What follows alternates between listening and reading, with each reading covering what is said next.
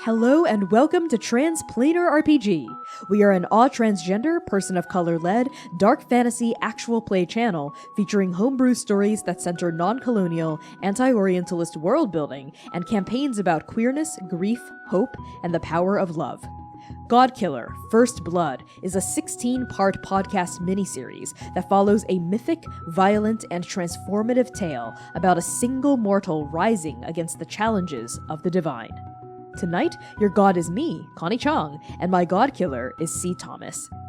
First Blood is a dark fantasy series that explores themes that may be triggering for some listeners. Content warnings for this episode may include fantasy violence, classism, poverty, religious imagery, grief, trauma, ghosts, death, human experimentation, heights and falling, and mentions of starvation and sacrifice. Episode 9. Champion.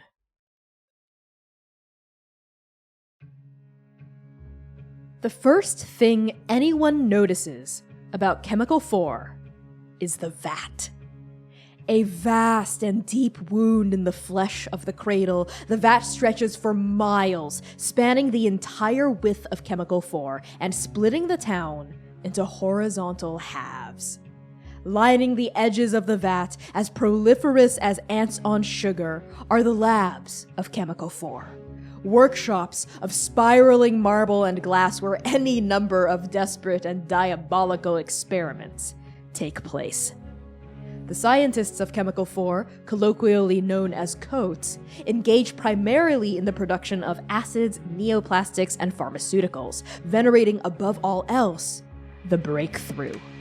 As denizens of the District of Invention, ruled by the enigmatic magician, the mortals of Chemical 4 volunteer their flesh and minds for scientists to do with as they please. Together, these lab rats and coats alike strive toward that greatest of all accolades, the discovery of something brand new. In Chemical 4, life is cheap and death is common. Biomedical waste, chemicals, and pollutants are flushed out of drainage pipes peeking through the sides of the vat, attached to the massive laboratories that crowd the chasm's edge.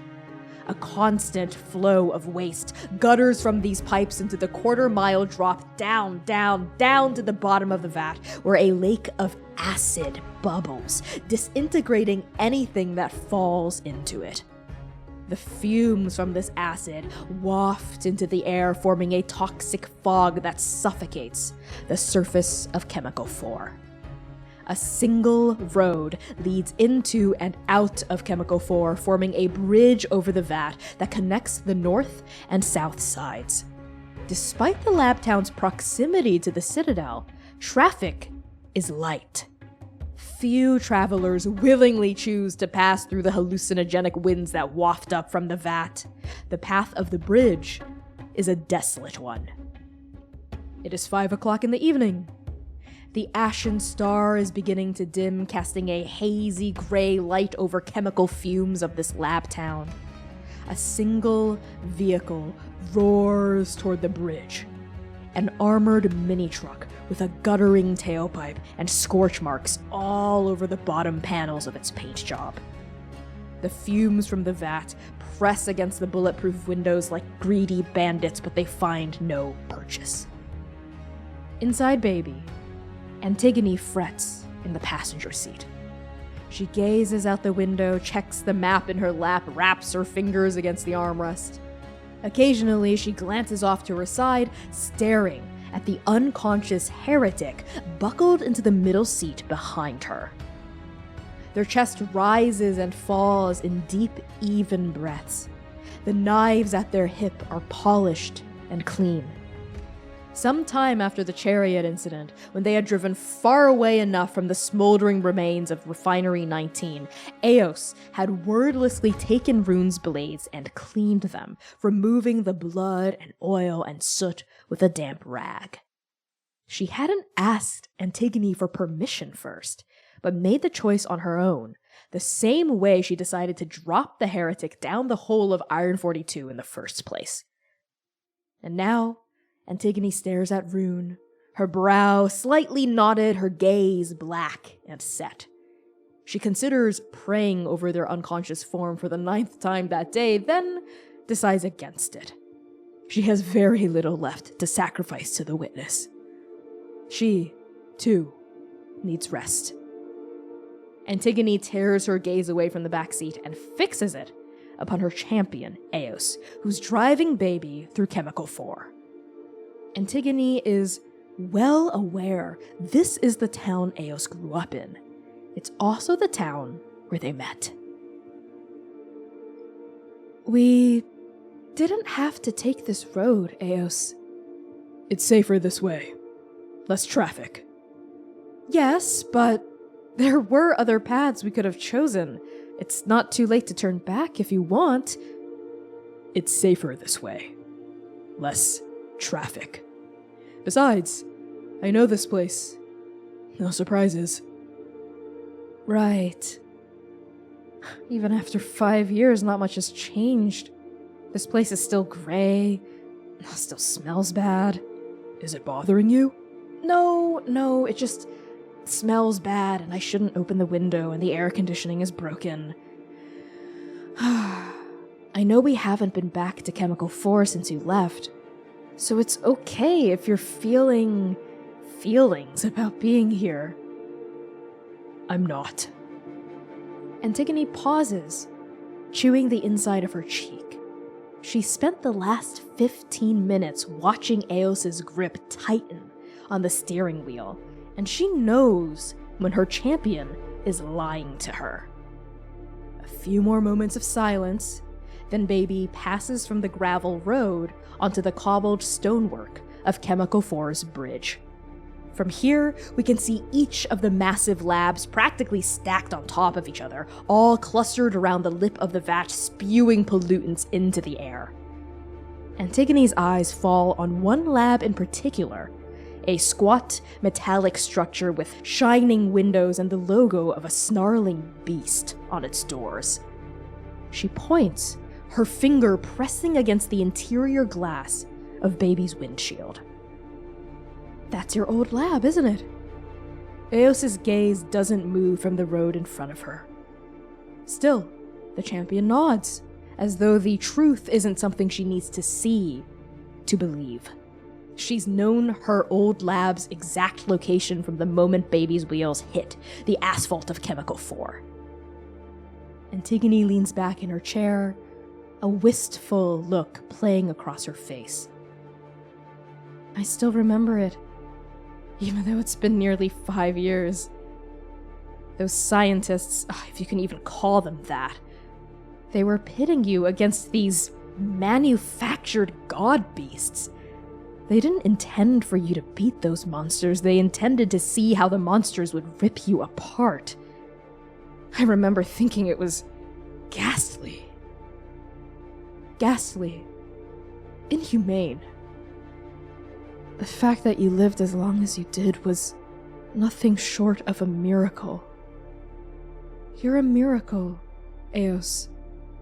You were the reason everyone in your lab group survived. You were the reason I survived.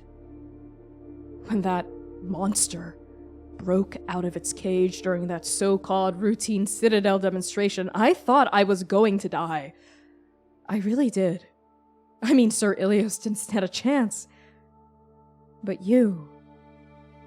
I still remember as clear as glass you stepped in without hesitation, without even a thought, and you saved me. My lady. And those scientists had the nerve to try to expel you for killing their latest pet project as if it hadn't just broken loose and attacked a speaker. Oh, that's standard fare. Asset protection and all that. It's in every contract here. Honestly, the coats were well within their rights. I'd killed a monster that wasn't marked for death. And again I say, what a ghastly clause. You were innocent. You weren't part of the trial. You hadn't signed up like the rest of us.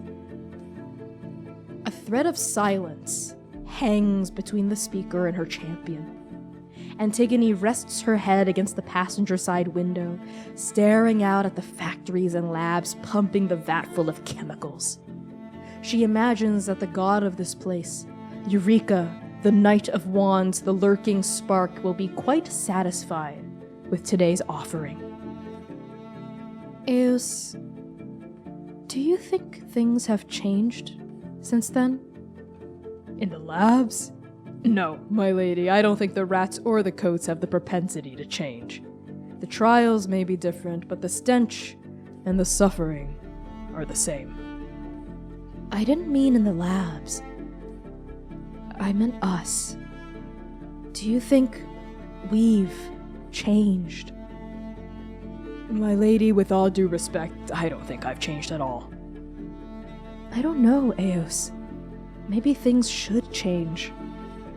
Those terrible scientists, those miners, that heretic in our backseat. I think things are changing whether we want them to or not. Things have been different ever since we left the Citadel. Ever since we met them. If you told me we'd be fighting blood ghosts alongside heretics in a pit town a month ago, I would have struck you down with every ounce of divine power I have. I would never speak against you. No, that's not what I mean. I like when you make your own decisions, Eos. You don't just have to do what I tell you to do. I made you my champion for so many reasons. You are strong, you are capable, you are courageous, dedicated, loyal, caring, but ultimately, I made you my champion because you chose to protect me. When I was nothing to you, just some cushy Citadel woman, but you threw yourself into danger anyway. No one asked you to. You even broke a rule, a big one. But you broke it of your own accord. Like all those heretics do. So I asked you to be my champion. Because it felt right. Because I saw you with your shaggy, overgrown lion hair. And I thought to myself, wow. Now that woman is the first and only diamond this place has ever seen. Oh. Well, yeah, diamonds don't grow in chemical districts. That's Minetown fare. And Rune, you gasp back into your body. You see the inside of Baby, the back of Antigone's head, Eos's hands on the steering wheel, and a massive bridge that you're currently riding on, spanning a ginormous chasm lined with buildings. As soon as you gasp awake, Eos slams on the brakes. I think you're thrown forward against the seat. And Antigone also turns around in her seat. She whirls around in it, staring at you wide-eyed. What do? Rune groans a little bit as their forehead smacks into the back of the driver's side seat, probably like punching Eos in the bottom of her back. Gods, fuck, what? Watch it! Oh my gods! You, heretic! You're awake! Yeah. You're awake? You're awake? You're alive? What were you two talking about? My gods, my head hurts. Oh my gods, we thought you were going to stay asleep until we got to the Citadel, or unconscious at the very least, because you were half dead. You were dead. What? Why does it smell so bad? This place reeks. Where the fuck are we? And Rune grabs the front of their nose and pulls their shirt up to try to cover their nose a little bit. Gods. And they wearily blink open their eyes to try to get a better hold of the situation, their mismatched gaze finally coming into focus as they take in the interior of this car. Oh, my head. Oh, my head hurts. Careful, don't move so much. Ow. I said I'm not done with you yet. What? Where are we? We're in Chemical 4. That smell is the fumes from the vat below. The what below? There's a big pit filled with acid at the bottom. That doesn't matter right now. You're awake. That doesn't matter? No, it doesn't. We're on a bridge. We're fine. And besides, Eureka dwells at the very bottom of it. There's no way they know that we're up here, and you're here, and you're here. You're awake. Antigone seems to have settled from her shock of the fact that you're awake and not dead or comatose like she thought you would be. But she's completely turned around in her seat and is like just staring at you with still wide eyes. Her face slightly drained of color, like neither her nor Eos were expecting you to be conscious at this stage. Wait. Chemical 4, that's at least days away. That's close to the Citadel. It's a 3 days drive away from the Citadel. See that needle in the distance? That's it. That's our destination. 3 days drive from the Citadel? How long has it been? How long have I been out? 7 days. You haven't woken up in 7 days. We've tried everything. We've tried splashing water on you. I've tried praying. We've tried shaking you. We've tried... Wait, how much of that conversation did you hear? What? What about the diamond stuff? The conversation my champion and I were having. I don't know. It was kind of like a dream. What do you mean 7 days? It was like maybe an hour that I was in the river. You were in the river? Mm-hmm. Excuse me? Is that supposed to mean something? What do you mean you were in the river? The river dried up 1,000 years ago. Yeah, I was on the banks of it. The sidewalk. Wait, what do you... No, you were here the whole time. You were dreaming, okay? The river hasn't been full for over 10 centuries. There's no way you could have actually been communing with it. That's impossible. Yeah, no, I know. That's the problem. What are you talking about? And there's a look on Antigone's face. The shock of you being awake has melted away. It was very briefly replaced with a sharp embarrassment when you were talking about diamonds, and that embarrassment had fractured, is completely swept away, it's gone. And now replaced with, you're not exactly sure what this emotion is. I don't think you've ever seen it on the speaker's face before. Would you like to try to connect with someone? Oh, yeah, I would. So when you try to connect with someone, you tell them something intimate and answer one. The GM will reveal a fragment of their pain as they answer the other. So the two questions at your disposal are, what common ground do we share, and what still divides us? So I think as Antigone kind of cuts herself off and stares at you with that look starting to calcify across her expression, what's the intimate thing you tell her? I think completely without even meaning to, Rune is just spewing words out of their mouth. This moment with Death and the Devil and Aaliyah and Iron 42, they're just blabbing now in this half-awake state as they're dazed and slowly coming back into their body. And I think they just go, the river, I've been dreaming of it, and the devil said that it's my domain to control, sort of. But Death was very, very particular about the fact that it had to be done with respect and not fear or grief or rage or anger like I have been for the past bit. I want you to answer one, Rune, as you trail off. What common ground do we share, or what still divides us? What if I gave you a devil's bargain? You give me? Meemst? Thou givest Meemst a devil's bargain? Go on. What if thou gave Meemst a devil's bargain? What if I let you answer both of them? Okay. But I got to clear a strain. Oh, interesting. Oh, so you're trying to bargain for your life here, I see. Technically, upon waking up, you did clear a strain, so you're at 4. Okay, fine. Yes? Actually, I have basis for this, because my mortal trigger is when I share my hidden pain with someone who has broken my trust, clear all strain. Has Antigone broken your trust? No, but Eos has, and she's here. She's present. That's and they're so like funny. A unit, so... Oh my god. Okay, I'm pushing fine. it. This is where the devil's bargain comes in. Okay, fine. I'll give it to you if I get to answer both. Fine. Yes, you get to clear off strain when this happens. I think in the complete stillness of baby, with nothing moving around you except these wafting, terrible smelling fumes trying to just eke their ways in through the cracks of the mini truck's glass and metal, Eos and Antigone stare at you. The speaker and the champion both. Eos has a kind of hard expression on her face. It looks closed off, almost like a fist. And you notice her dark gaze flicking over to Antigone, like trying to take cues from the speaker she serves about what to do next. Though her jaw is set in a way that promises... What is that? violence? Antigone's face is a bit more of an open book. And there is a hunger in her gaze? A kind of blazing bright curiosity, like a deep thirst, a deep need for information, for knowledge, for wisdom, for a kind of lore that only you contain. You'd seen a glimpse of this when you first came out of Iron 42, but Antigone had relented and hadn't pushed you. What do you wait, so you're telling me that you were dreaming this whole time? You dreamed of the river, and you dreamed that the devil was on the banks of the river with you? Yes, and then Death interrupted us because she wanted to claim me, but we did we played a game, and I won. Death? Yes. Death, the 13th Arcana, Death? Yes, Death, the 13th Arcana. Was there, she came to you? Yes. You know, with the big hat, the sunglasses.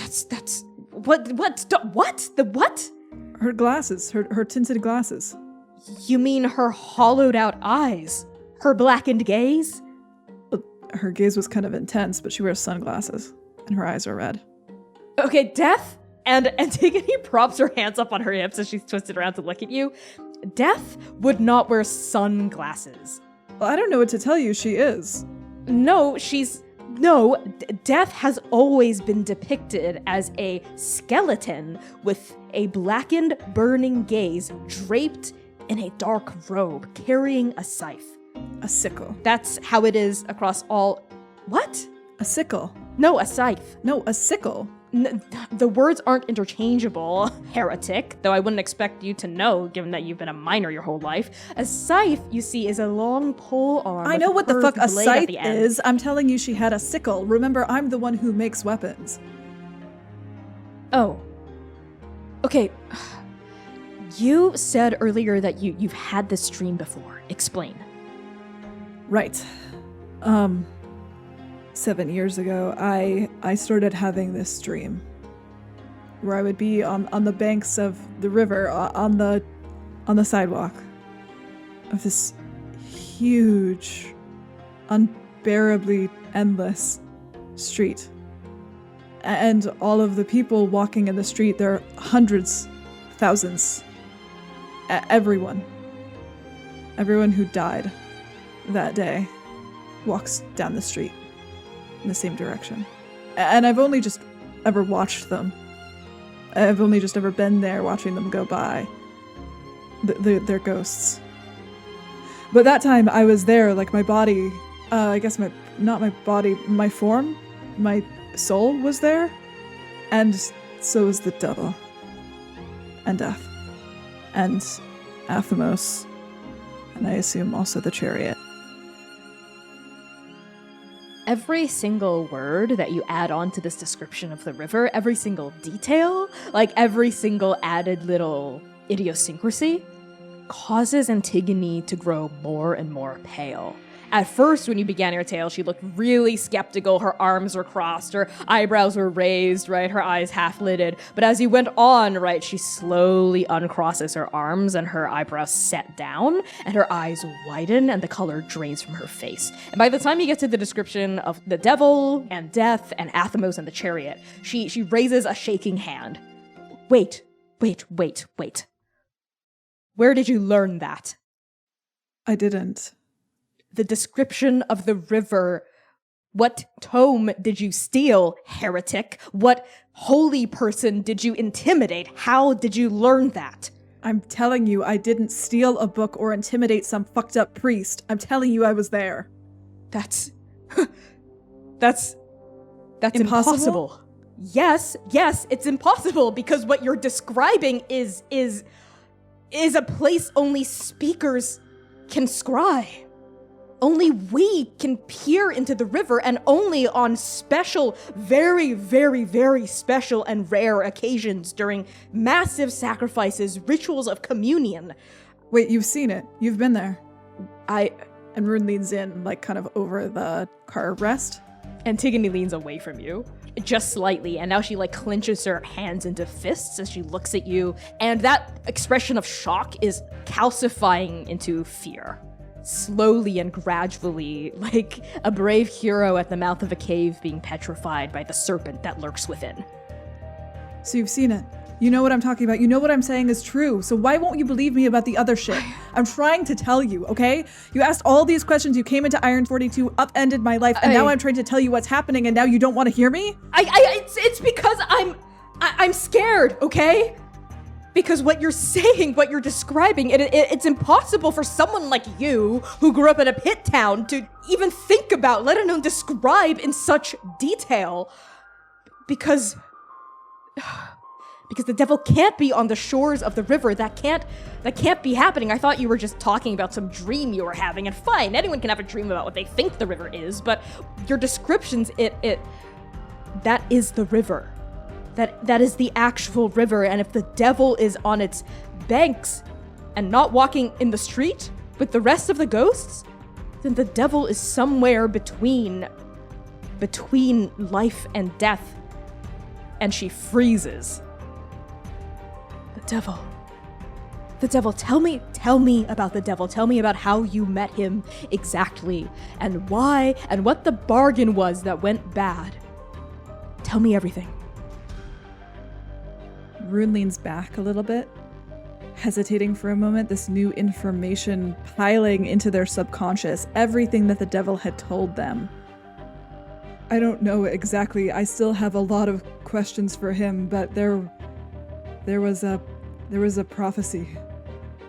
There was a prophecy that the heretics knew about because Yang was a champion, the champion of the below, and there was something about the star's tear falling all the way down and landing in Judgment's hands and speaking, and he hid it away, and then Zhang found it and took it to the heretics, who took it to the devil, and then they all died. And I killed him. I killed the devil. Rune, when you began telling the story of the GODKILLER prophecy, Antigone was listening rapturously at first, like hungrily, still thirsting for this knowledge, like a sponge ready to just absorb all of this. As soon as you began describing the star, the tear falling into the palm of judgment, all of that, you noticed an expression fading its way downward on Antigone's face. At first, a look of shock, just abject shock, right? The unprocessed, denial-filled bewilderment of someone hearing something that they just can't comprehend. And then the shock melts into this, like, hollow, deep, pained emptiness. Like the kind of hollow, flat, dead-eyed look that you recognize on yourself. It's the same look you saw reflected back in yourself in every bathroom mirror, on the surface of every oil-slick rock in Iron 42, when you had the unfortunate mistake of glancing at yourself. I think in those first few days, weeks, months, you couldn't even look at yourself, at least not on purpose. But when you did, that was the expression you wore, and now you see that expression on Antigone's face. And by the end of what you're saying about killing the devil, she doesn't even react. There isn't even any kind of physical movement, nothing. She just stands there staring at you with that hollow, empty, dead-eyed look. What? And Rune looks at Eos for a moment, then looks back at Antigone. What? What did I say? Did you know about this? Antigone blinks once, twice, the soft edges of her face starting to turn kind of hard and distant as you regard her. Her eyes even grow dim, like a hand shading a candle. Her expression overall doesn't change too much, and she doesn't even move. But suddenly she just seems really far away from you for some reason, hard to reach. The speaker of the above opens her mouth, and the next words that come out tumble out and seem very faint, almost shaken. You said there was a prophecy with the star and the below, but that can't be. No, there has to be something else. And jumping in, like a knight gladly falling upon a blade, is Eos. In sharp contrast to Antigone, her face is the most expressive you've ever seen it.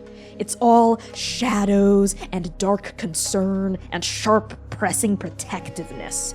And her dark eyes drill into you, Rune. Let's talk outside. Outside? Why? Why outside? Eos, I'm fine. My lady, I have this under control. Let's talk outside. You said you wanted answers.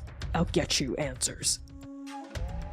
Rune's mismatched gaze flicks between Antigone and Eos, and for a moment when they look at Antigone, there's something concerned, something emotive, something deep and real that wells up inside Rune because they recognize that expression on her face, that grief on her face. That's what it is. That's grief on her face. Rune knows it all too well. But their eyes flick back to Eos, and the intensity on their expression is too hard to disregard. And Rune's jaw sets, their mouth presses into a hard line, their brow furrows just a tiny bit, a small tumble of white and brown hair cresting over their forehead. Fine. Outside then. Eos slams open the driver's side door, and just this wall of putrid, acrid stench wafts inside, like a miasma just bam, hitting you straight to the brain. As Rune fumbles to get out of the door, their legs still tired and weak from dive jumping all the way down to the bottom of Iron 42 in the river, somehow more alive and more tired than they've ever been in their whole life.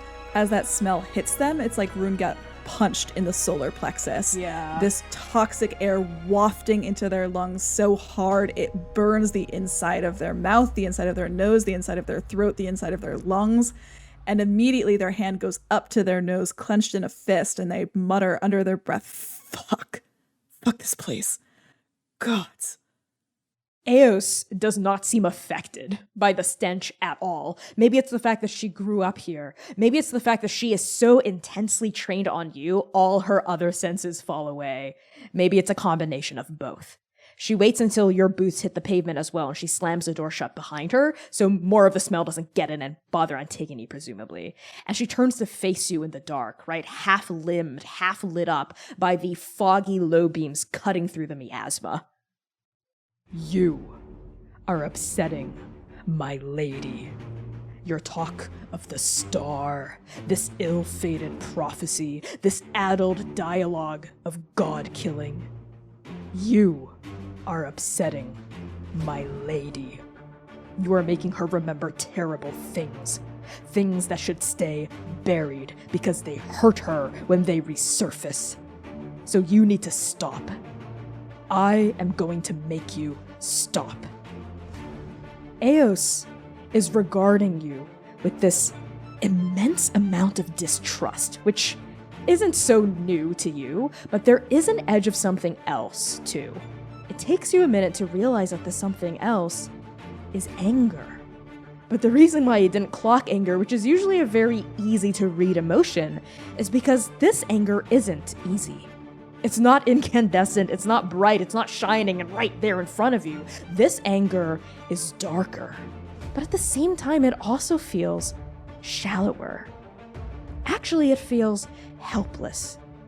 It's the anger of a woman about to wade into an ocean and slash at the waves with her blade for drowning her lover. It's futile. It's a helpless, futile rage because there's nothing else left for her to do. There are no other weapons at her disposal, no other tools for her to use to address an impossible problem, a problem beyond her capacity to fix. A problem of Antigone's pain. So rage is all the champion has left. I regret what happened back in Iron 42. I regret that I didn't finish the job. Oh, you gotta be fucking kidding me. And Rune takes 2 steps back, regarding her warily, feeling the intensity rise through the air as though it's electricity in a thunderstorm. And their hands draw up toward the long knives at their hip. When Athamos cursed you, I almost felt sorry for you. I thought you were just some star-cursed mortal. Something that the speaker could take in like a wounded rabbit and nurse back to health in the Citadel. But that's not what you are. And the gods you kill, their blood doesn't just stain you, it stains her. I am her shield, I am her bulwark, I am her guardian. It is my duty, my responsibility, and my privilege to shield her from pain. All kinds of pain and injury, not just physical. And what you bring, heretic, is pain. So and she raises her head and brings her fist to the grip of her sword strapped to her back, though she doesn't draw it yet. I challenge you to a duel to the death. A duel? I've been asleep for a week and you're challenging me to a duel. You are not just a heretic. You're not just a threat to Lady Antigone. You're the God-Killer. But I am no deity. I am immortal, and based on everything I've seen of you, in terms of violence, the violence you enacted against Athamos, the violence you enacted against the chariot, and the violence you claim to have enacted against the devil, you are a danger to the Six, you are a danger to the Cradle, you are a danger to everything this place stands for. And why is that such a fucking problem for you? Eos flinches at that. And the same kind of conflicted, scowling look like flashes across her face for that half second as had crossed her face during that like late night talk you had with her during the first part of your journey out of Iron 42, when you told her what a heretic was, what you actually do, and dispelled her misconceptions about your role. This is Chemical 4, isn't it? Yes. You want this place to stay exactly as it is. You want to fight me to the death about it. It doesn't matter what you do, what you think you can do. Nothing about the Cradle is going to change. Chemical 4 isn't going to change. The Cradle isn't going to change. The speaker of the above is not going to change, and I am not going to change no matter what you do. So stop trying. And leave us alone. Is that really what you want? I challenge you to a duel to the death. Do you accept? I just promised Death that I wouldn't be meeting her again, so this will end very badly for you, I promise you that.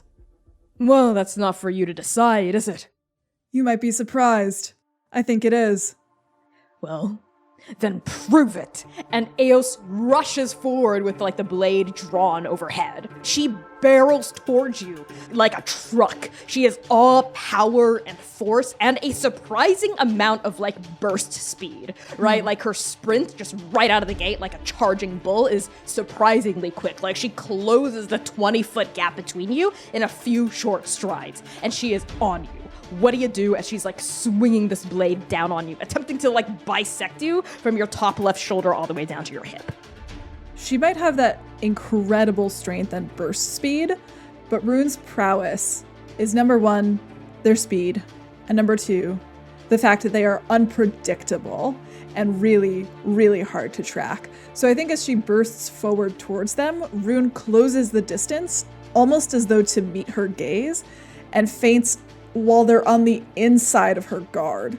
Like, her blade is so big that there has to be some distance. Yes, for it to be fully effective. Yeah. So as that huge swing comes down, Rune is going to risk getting clipped by it to get in, like, inside her guard, trying to use the size of that massive greatsword against her.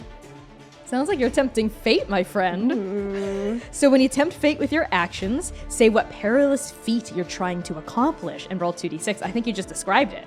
So add 1 for each true statement. A skilled ally is lending you a hand. No. I don't think so. You have no other options.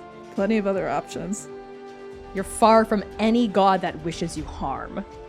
Huh. Well, Connie, what is the answer to that question?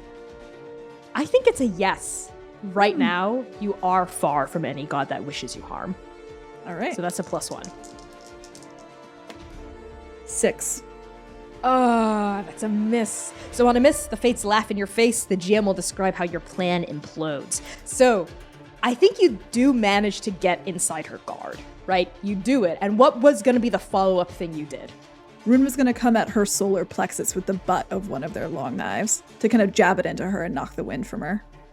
I think you do, and what you realize very quickly is that her armor is really thick, and it's especially plated in front of the solar plexus. So you bang the butt of your longsword against her chest, and it just kind of clangs off, and you even feel like your entire forearm, elbow, there's like a rough shock that goes up there. There's a just like you're vibrating from like the force of it, and I think it staggers you for like a half second before you regain your composure, but that half second is all Eos needs to use her other hand that's not holding the greatsword to punch you.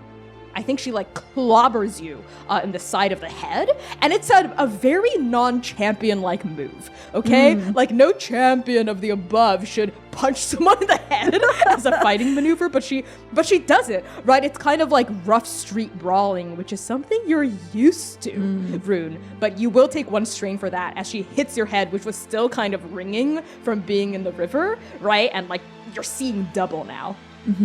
As she does that, she also starts stepping away to give herself that distance so she can use her sword again. Yeah, Rune staggers, sees double for half a moment as her fist connects with their head. Rune is all electricity. They are hot-tempered. And I think that fire is starting to like bubble not just on their physical form, but in their personality. This stench of horrid chemical burning underneath them is like rising up and almost crackling around them, making them feel kind of heightened and intense in a way that they try not to get as often as they can. And I think they're just like flicking their blades back and forth almost, like drawing them up and out, letting the chain hang by their feet. And they just shift back and forth with this kind of reserve of anger living in like the bottom of their chest that's starting to bubble and rise to the surface. Like it's a reservoir that Rune is pulling from at this point. As the two of you look at each other, Eos says, from like the 20 feet of distance you have between yourselves, "Don't tell me you want to back out now that you know the stakes." No, I really don't think I do. I still haven't thanked you properly for dropping me off of a bridge. You might be blessed or cursed with some kind of divine providence that allows you to fell gods. But as far as I'm concerned, mortal to mortal, you're just another scrawny, underfed heretic from a dirt-poor mining town. Yeah, so my divine trigger is when I turn to violence against someone who slanders or mocks my pain, I awaken my divinity. And Rune's swords are out at their sides before they really even understand how fast their body is moving. And they chuck one at her head so fast that they don't even realize what they've done until the sword leaves their hand. Okay, that sounds like you're trying to inflict violence to me. So roll 2d6, and we get to add one for each true statement. So they wish you harm? Yes, I would say so. You're desperate? I'm not desperate, I think. I don't think you're desperate here. You're just angry, which means it is personal. So that's a plus personal. 2. Yeah. Lord. 6. Lord, indeed. Okay, on a miss, the opposition seizes on a flaw in your approach. Suffer 2 strain, and the GM will describe the corner you're backed into. Ow. I think you're acting pretty impulsively here, right? Yeah, definitely. Yeah, you're just kind of throwing your sword without thinking. You just want to hurt her. You just want her to shut up. And as your arm flies forward and the knife whizzes and cuts through the air like an arrow, Eos may be a juggernaut of a woman, but she is also a trained killer. She raises an armored gauntlet and I think deflects. She just pings it away from her body. And there's like a flash, a spark, from where these 2 pieces of metal collide. Rune immediately draws their chain back so that the knife comes back into their hand, and they snarl at her. Fine, a duel to the death, that's what you want, let's fucking go. So now's the fun part where I describe the corner you're backed into as you have to suffer 2 strain. As you get those words out of your mouth, she is already charging at you. She, like, her greatsword is drawn off of her back, her cape is fluttering like wings behind her, and she closes the gap between the 2 of you, the, let's be honest, relatively modest gap between the 2 of you, and slams her sword down on you. With 2 strain, I think you're able to roll out of the way, but the sword cleaves into the cement, like into the ground, and shatters a crater open. That's how freaking physically powerful she is. And from like the debris flying upward from these chunks, I think that's where you take those 2 strain. Yeah, I think there's something in Rune's body that is both alive and slow. Like their mind is whirling with this game that they had just played literally with death, and now they are once again dueling her in the waking realm. But still they turn, heaving themselves up off of the ground where they were flung backward from this absolute destruction that Eos is able to wreak so easily and effortlessly, and looking like a cornered coyote, literally snarling, Rune comes at her again. I think what follows next is a chorus of sparks flying through the air as your knives ping against her armor, ping against her greatsword, as both of you, I think, take space and cede space. It's kind of like an even match, I think, for like the next few moments of you coming at her and then her just using her brute strength and build to toss you back and then bear down on you, and then you using your dexterity and your agility to like turn and run out of the way and then swing back again and then seize the opportunity and advantage once more. Is the 2 of you going back and forth, back and forth, back and forth. And I think during this exchange of blows, right next to Baby, basically right in front of her headlights, Eos lets out a snarl. The speaker of the above might not be able to see this, but I do. I don't understand magic. I don't understand the gods like you and Antigone do, but I understand violence. I understand death. I understand blood. And what you will bring to the cradle is blood. You will bring change through death and killing.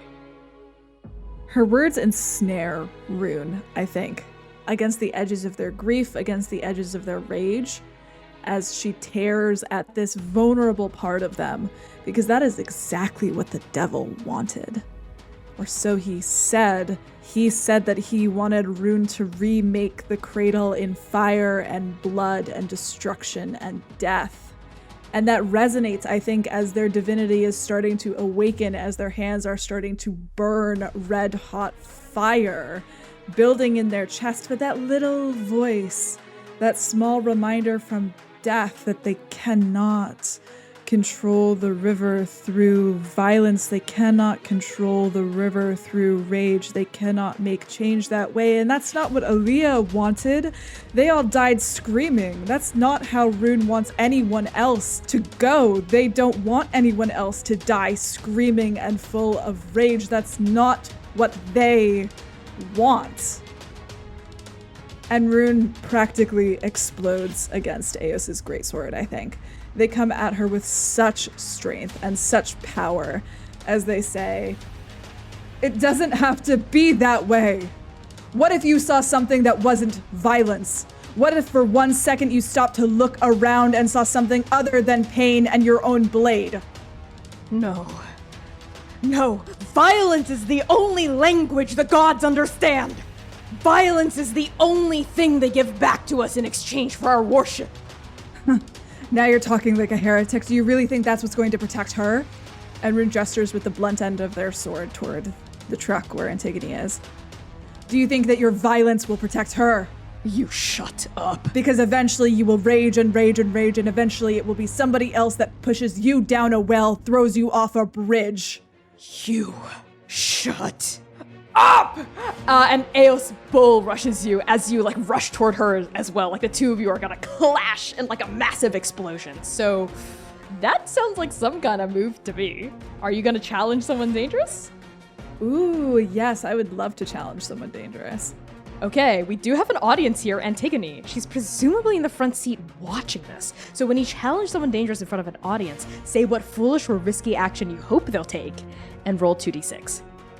I think the foolish or risky action Rune is hoping that she'll take is that she'll listen to them. Like that those words will actually root in her mind, because that is honestly the most foolish or risky thing that she could possibly do. Okay. Add 1 for each true statement. They care about your opinion. Yes, I think she hates it, but she does care about your opinion. And I think that's part of why she's so mad, because she wishes she wasn't. Like, there's a part of the champion that wishes what you're saying about heresy and all this stuff, like, they can just sort of brush off and not give a crap about. But for some reason, they do. So they do care about your opinion. They think they're stronger than you.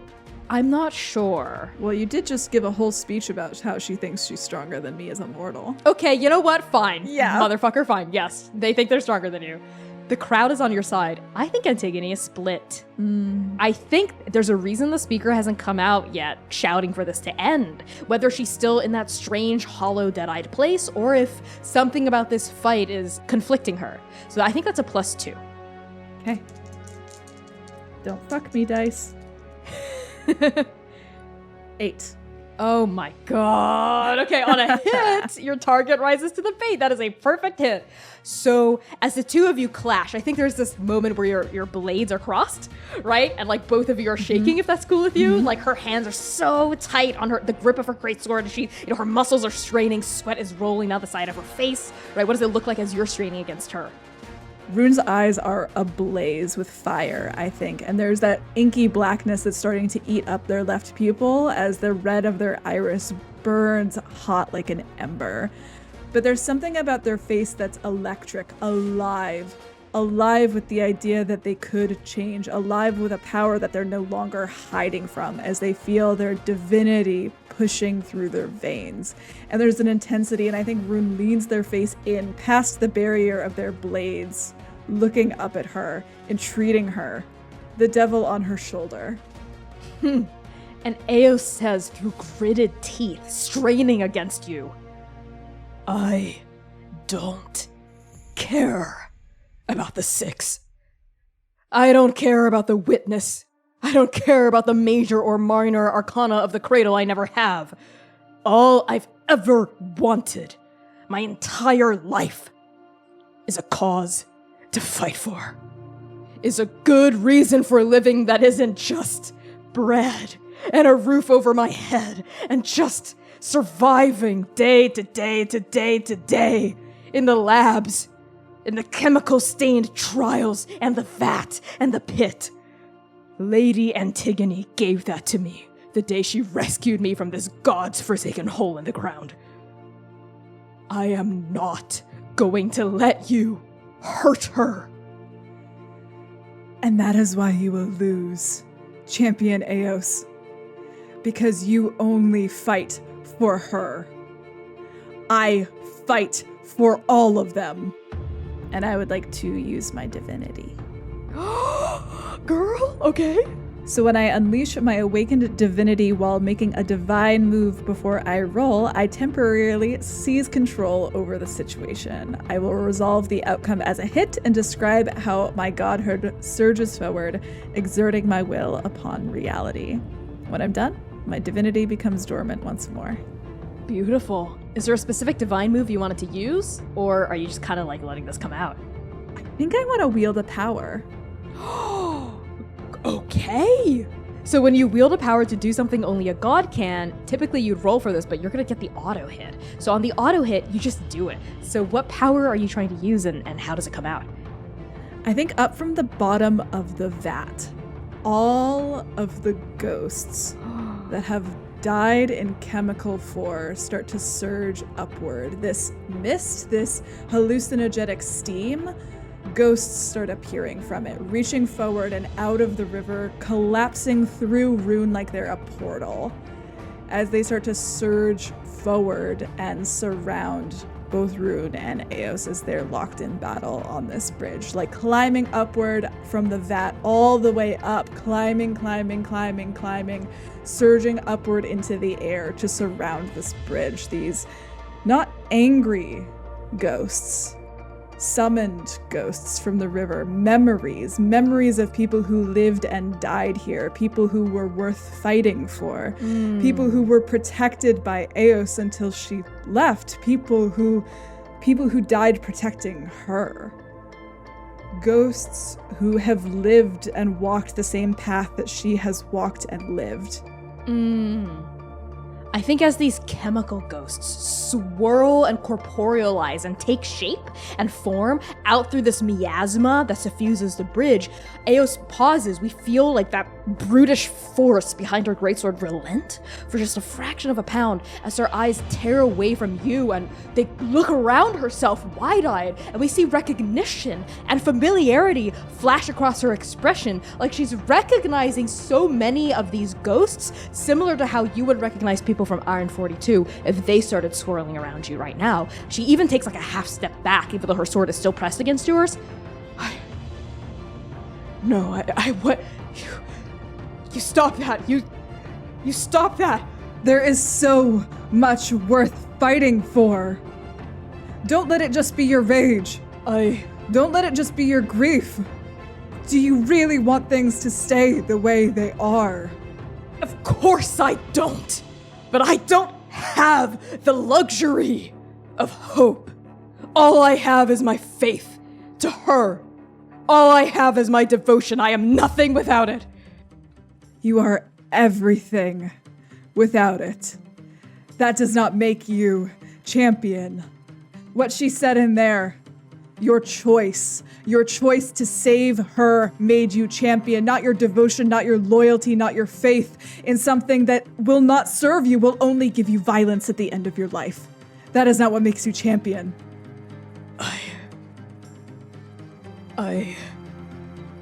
God's damn it! And she backs away from you. That, like, 10,000 pounds of pressure at the point of your crossed blades, it relents. She breaks away from you, and in that same gesture, she throws her greatsword to the ground. It clatters against the concrete, kicking up several sparks, and disperses a group of ghosts that was standing there. I want to stop fighting. Rune blinks in surprise. And I think as they do, as her greatsword clatters against the ground, the ghosts start disappearing, like fog being blown by a strong wind. And I think it is a strong wind that blows across this bridge that takes all of these ghosts down and back into the vat, down into the river where they rest eternally. The gods aren't the only ones in the cradle who only speak violence. I am too. I have no other language outside of blood and death. I told you it was my worth. That much is true. It is also my end. There is no other possibility for someone like me, for a champion of the above, for a survivor in the cradle, and I want to stop fighting. For a moment, Rune's gaze flicks downward toward their own hands, gripping the hilt of their long knives, the tips of their fingers smoking, blackened with ash. They look back up at Eos, their mismatched gaze still bold and fiery, and they let both of their long knives fall onto the ground, the chain clattering as they do so, and they take a few steps toward her. The heretics taught me how to fight. They also taught me how to read, how to find my own food, how to bandage wounds. Maybe part of the cradle changes in blood and fire. But that's not all it can be. There needs to be something else too. Something worth fighting for. A world where you don't have to fight. And I need your help. As much as I loathe to admit it, I need your help. I need her help. I don't know what I'm doing. I'm out of my depth. Whatever they have at the Citadel, I need it. I need to figure out what this means for me. But I can't if every other day you're threatening to throw me off another bridge. Eos's jaw sets. Her lips twist to the side. She glances over the edge of the bridge. Glances back at you. I'm not asking you to like me. I'm not asking you even to laugh at my jokes. You make jokes. Shut up. I'm asking you to try to trust me. And if you can't trust me, trust at least that I have the power to kill a god. Fine. Fine. And I think a lungful of air escapes out of Rune's nose. Is your breath coming out full and deep? And then they inhale and choke a little bit on the stench, on the acid, as it's starting to form again after that huge gust of wind had blown through Chemical 4, clearing the air for a couple of seconds. They bring their fist back to their nose. God, this place reeks. Yeah, imagine growing up and living here. Rune, you and Eos stand on that bridge in that foul-smelling fog, chests heaving with exertion, sweat beading on your brows, staring down at each other with this newfound feeling pressed in the air between you. A feeling that is thickening like the miasma wafting up from the vat. It is a feeling both familiar and unknown. You may not fully understand each other. You may not even like each other at this point, but you are beginning to respect the other's perspective and their outlook on the cradle. And as this strange, warm, kind of prickling feeling of respect bubbles underneath your skin, a noise shatters this tenuous, quiet moment you're sharing between the two of you. It is the noise of Baby's passenger side door opening and then slamming shut. And stumbling onto the pavement of the bridge, coughing into a white-robed sleeve against the ever-consuming toxic fog, is Antigone. The speaker of the above no longer bears that shaken, pallid expression that she wore right before Eos led you out of the car. Instead, she looks insistent. She looks determined.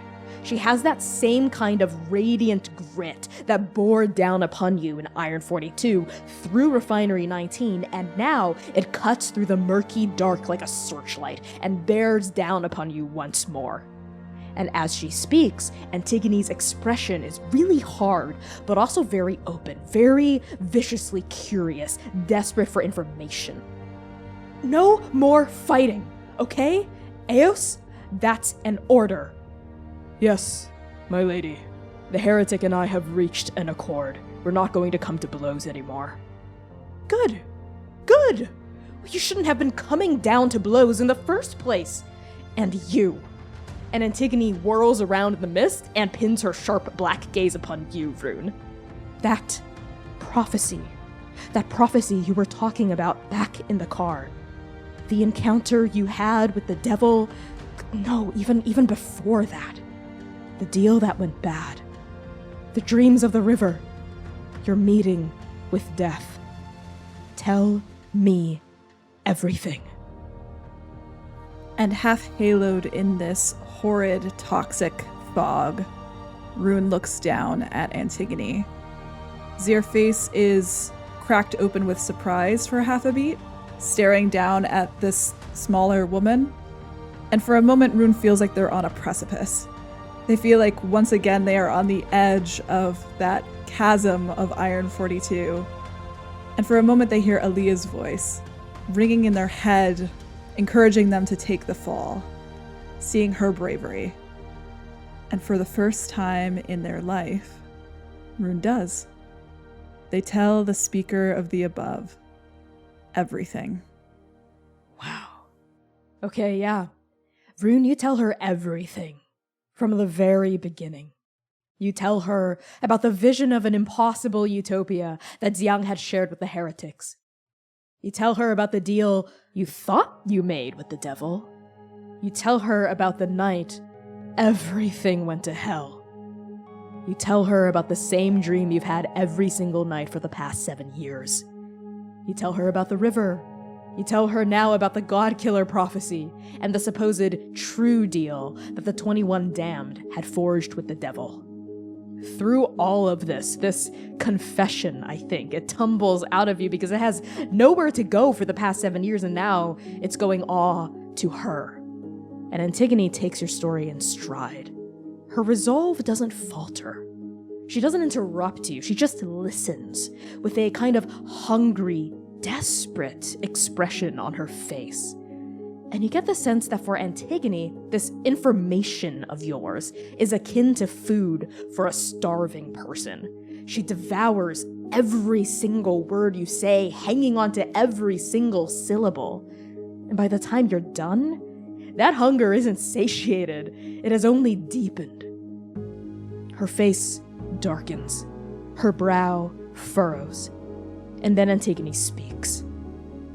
This prophecy you speak of, there have always been rumors of heresy.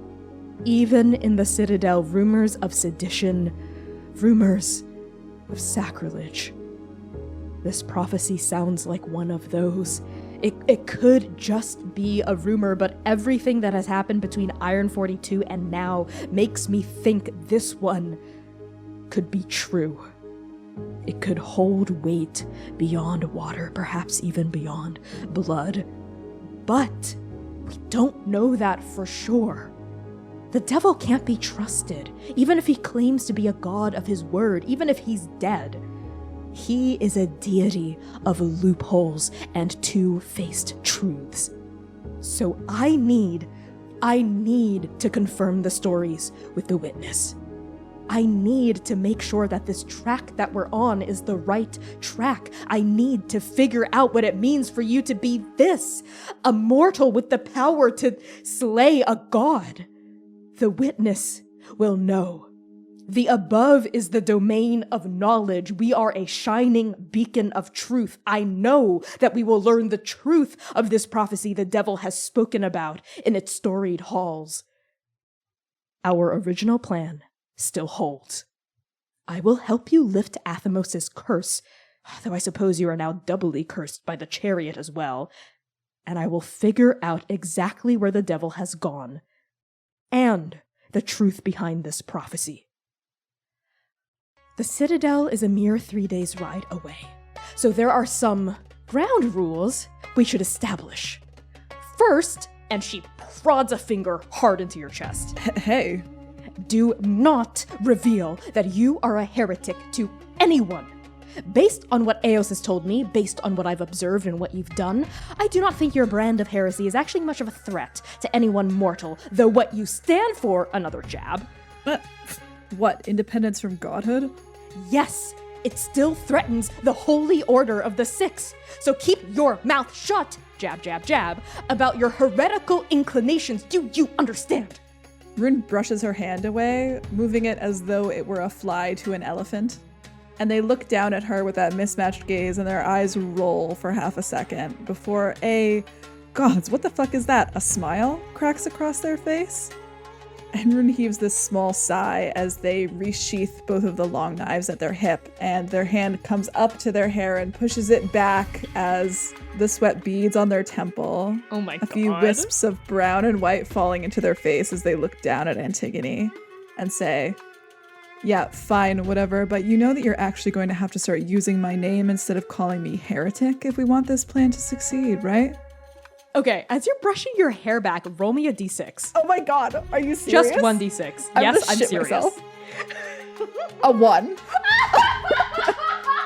That was okay. Homophobic. Okay, so this is what happens. As you're pushing your hair back and your sweat's kind of going and you're looking down and giving her a little crooked half smile, she stares up at you with an inscrutable expression. You think maybe it's hatred. It's probably just the fog. Yeah. Oh, it's absolutely, definitely just a fog. There's a half pause, like a heartbeat of quiet, and then she says, oh, yes, right, of course, your name. You don't know it. Yes, I do. No, I know your name. Oh my fucking Obviously. gods. Obviously, I know your name. The witness showed me your face and your name when I went asking after the devil in Iron 42. And it came to me in a vision of a clear vision of clarity. And your name is, of course... the devil knows my name. Shut up. My name is Shut Up. That's because he lives inside your head and he's dead. No, your name is not Shut Up, obviously, though I wish it were, and I wish it would work. No, your name is... Rune.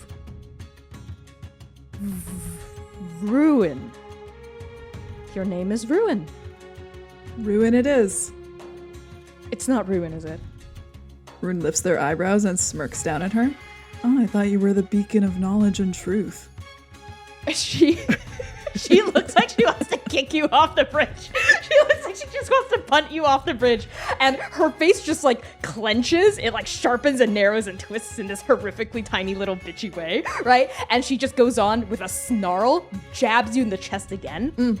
The second ground rule, heretic, is that you should not and cannot bring up the God-Killer prophecy with anyone until I've had a chance to discuss it with the witness. This includes admitting to killing Athamos, admitting to killing the chariot. Understand?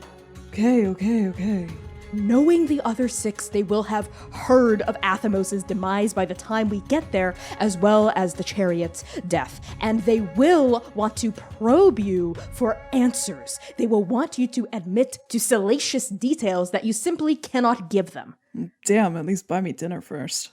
I cannot stress this enough. If the other speakers smell blood, they will pounce. The balance of power and peace within the Citadel is tenuous at best, even during peacetime. It is threadbare.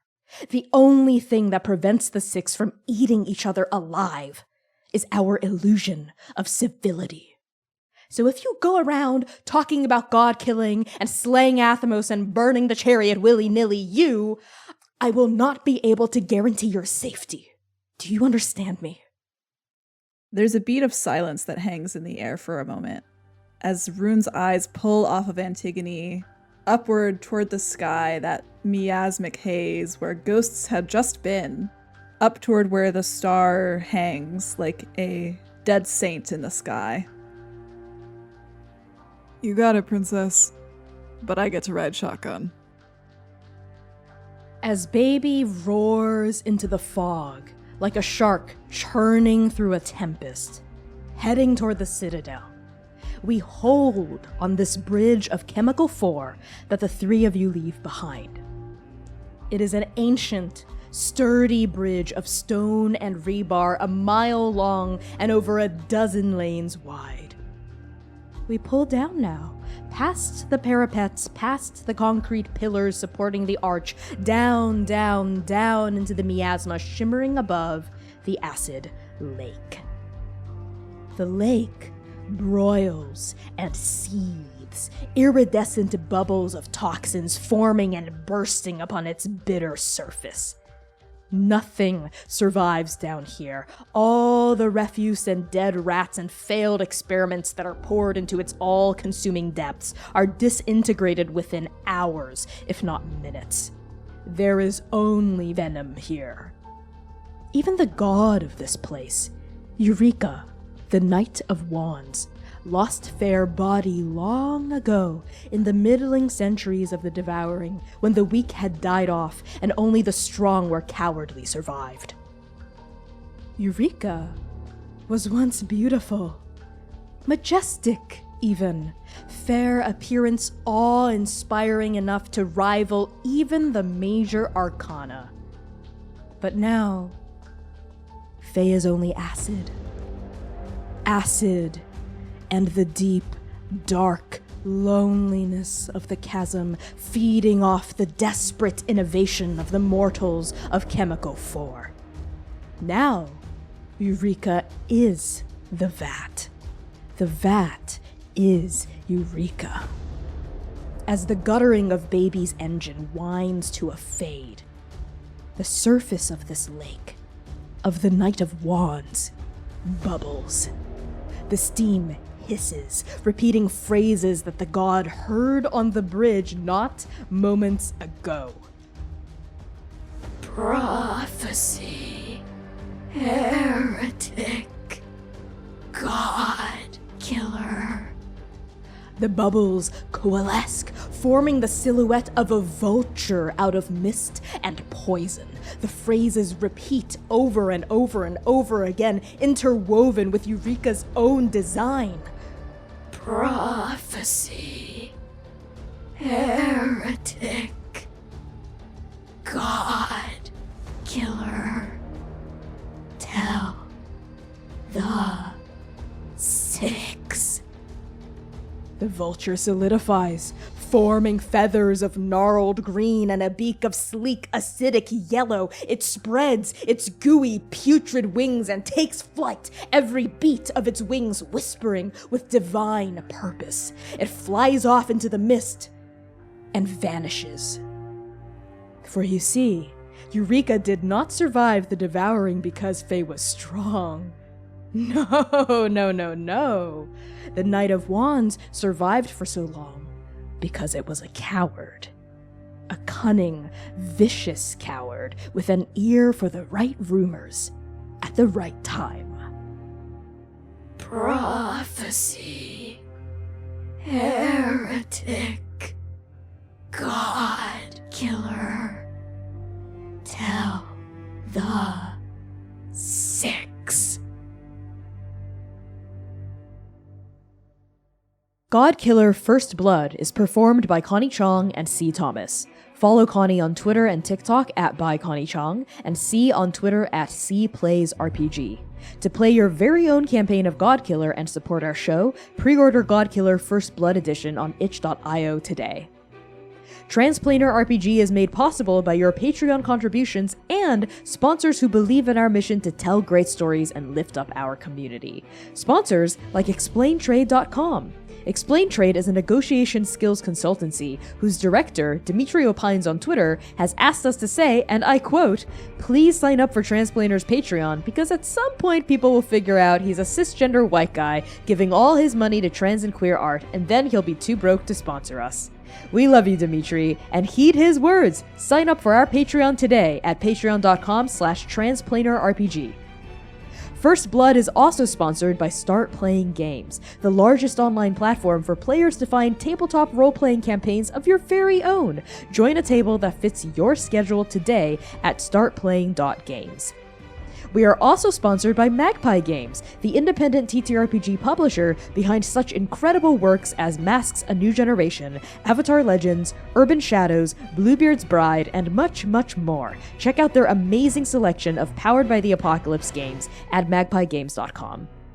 Finally, we're proud to be sponsored by Roll. Roll is an online RPG platform that serves as a video-first alternative to complex virtual tabletops.